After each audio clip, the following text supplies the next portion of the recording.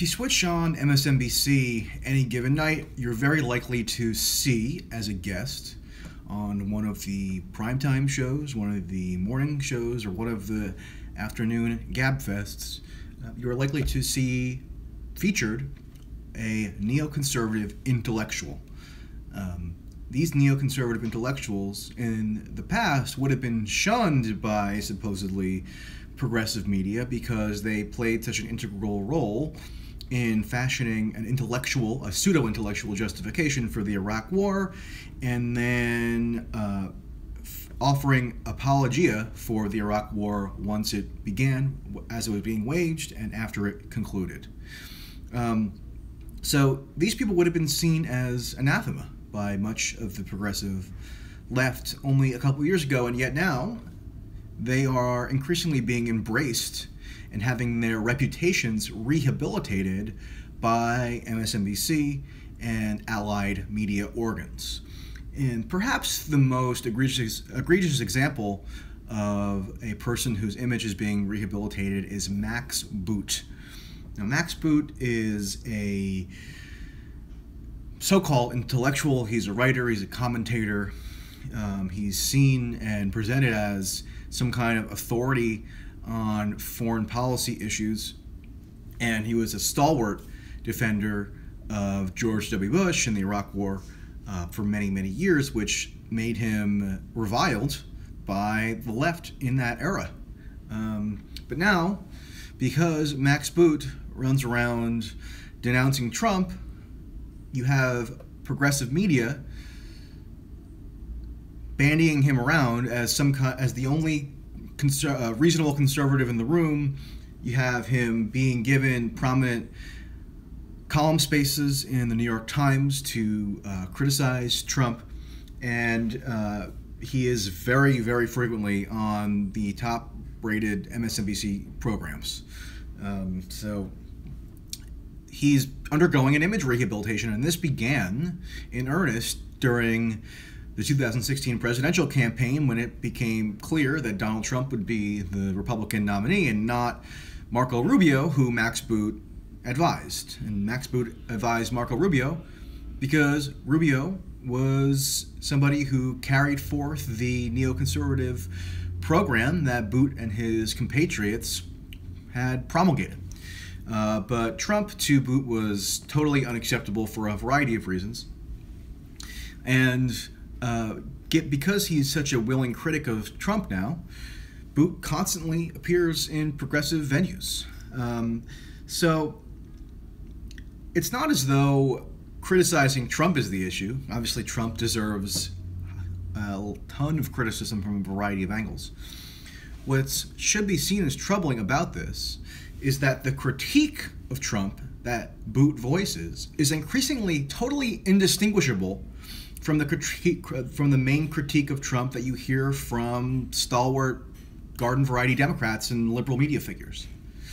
So Boot's big criticism of Trump now has to do with the Russia issue. I don't want to get into the merits of that issue.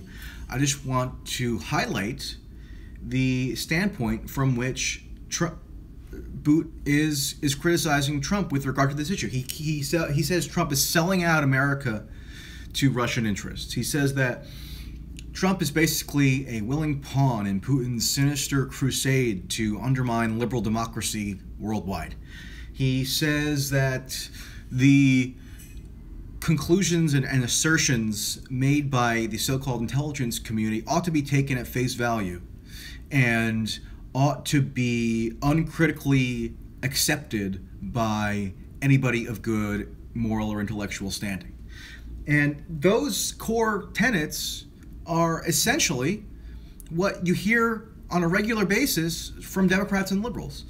And it should be seen as troubling that there increasingly, again, is no distance between the mainline neoconservative critique of Trump and the liberal critique of Trump. Now, because liberal media is so eager to identify so-called reasonable conservatives who are willing to criticize Trump in public fora, as if that's ever been difficult. I mean, Trump has always had a vocal contingent of conservative journalists and intellectuals who were extremely critical of him from the moment he announced his presidential campaign and even before.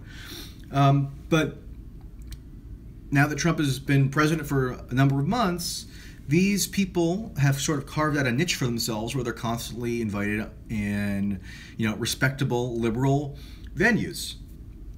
And the issue here is not that liberals are agreeing with the neoconservative line on a discrete topic. It's always viable to, even if you differ with somebody on core principles, agree with them on a narrow issue, and even if you approach it from a different vantage point. So, for example, libertarians and leftists often find common cause in being skeptical or very critical of U.S. military intervention, and that doesn't mean that they agree with one another on first principles, but it does mean that they can kind of forge a working coalition to advance mutual interests.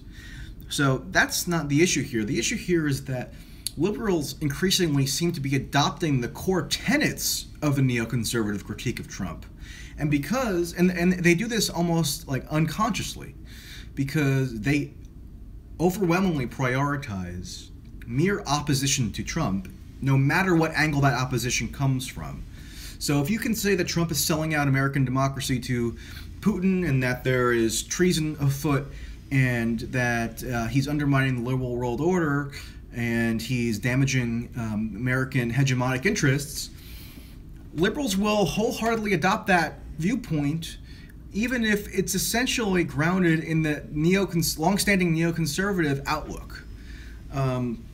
So what's going on is the neoconservative talking points and agenda is being very subtly ingrained in an entirely new audience who most desperately want to see conservative criticism of Trump but don't really care what ideological principles it's grounded in. They just want to see Trump attacked from ostensibly the right.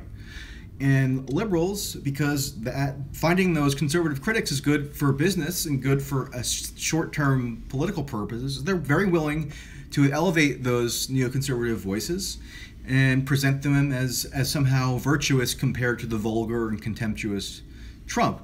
And again, it's not to deny that Trump has very vulgar and contemptuous qualities, but what's going on is that there's an underhanded attempt to rehabilitate the reputations of the neoconservatives, who should have been cast out of respectable, opinionating society a long time ago, except because they were the driving force behind the Iraq War. Remember, George W. Bush wasn't really himself so much a ideological neoconservative. What happened was that he was surrounded by neoconservatives who ended up driving the Iraq War policy. And these neoconservatives haven't repented for what they've done. They haven't paid any real reputational consequence. Max Boot in 2013, March of 2013, the 10-year anniversary of the invasion of Iraq, which he spearheaded or championed, Max Boot proudly came out and wrote a piece entitled "No Need to Repent for Support of the Iraq War." So unlike other proponents of the Iraq War, who did later concede that it was probably ill-advised, to say the least, Max Boot is not interested in acknowledging that he was desperately wrong, because his entire reputation was staked on that effort. So of course he can't admit that. So what is he doing now? He's framing his long-standing ideological project in terms of this anti-Trump crusade. And that's giving him a totally new audience. That's allowing him to speak to people who might otherwise have been very skeptical of what he was promoting, because it would seem to be in furtherance of some kind of right-wing agenda. But now that it's nominally seen as furthering a left-wing agenda, meaning, taking Trump down a peg, he's constantly getting new fans and adulators. And he's on MSNBC all the time. And so are his, fellow neoconservative luminaries like David Frum, Jeffrey Goldberg. None of these people paid any real reputational price for getting it so disastrously wrong on the Iraq War. Rather, they got additional prominence, and they gained additional prestige. Jeffrey Goldberg, who's one of the true propagandizers in favor of the Iraq War, now is the editor-in-chief of The Atlantic magazine, one of the most influential journals in the country. So it's worth going back and looking at what Max Boot is promoting. Go look at the article that he wrote just after 9/11 for the Weekly Standard, which is basically the flagship magazine for neoconservative intellectuals, founded by Bill Kristol, who is also a prominent Trump critic. Boot wrote in the aftermath of 9/11 for the Weekly Standard a long treatise entitled, quote, "The Case for American Empire," in which Boot argued that, quote, "the most realistic response to terrorism is for America to embrace its imperial role." He went on to say, "Occupying Iraq and Afghanistan will hardly end the war on terrorism, but it beats the alternatives. We must not only wipe out the vipers, but also destroy their nests and do best to prevent new nests from being built there again." So that's Boot laying the groundwork for what he wants, which is interminable, perpetual occupation of foreign countries that knows no geographic limits. So he's basically arguing that it's a moral imperative for the United States to wage imperial war all around the world in perpetuity. And Boot never renounced this view. He still holds to it as far as anybody can tell.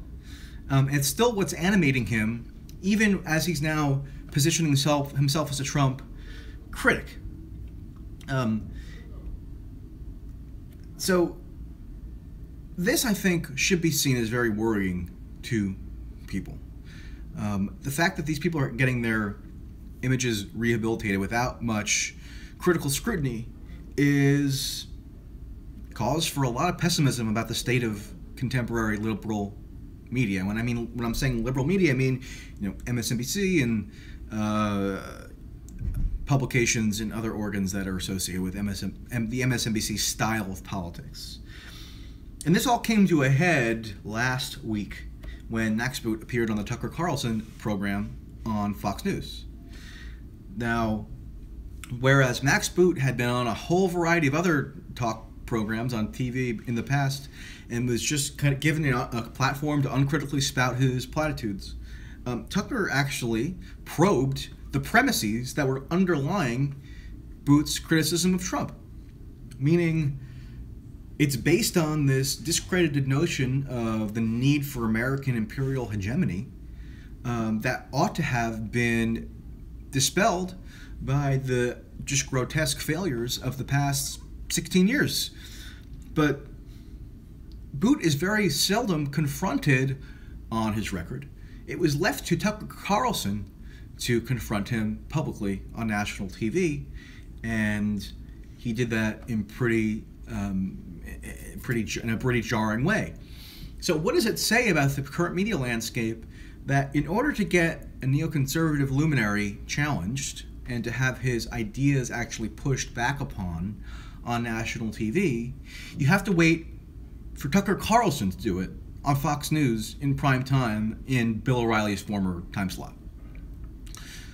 What does that say? Well, I think it says that things have gotten pretty darn warped. And who knows what this will lead to, but it probably won't be anything good.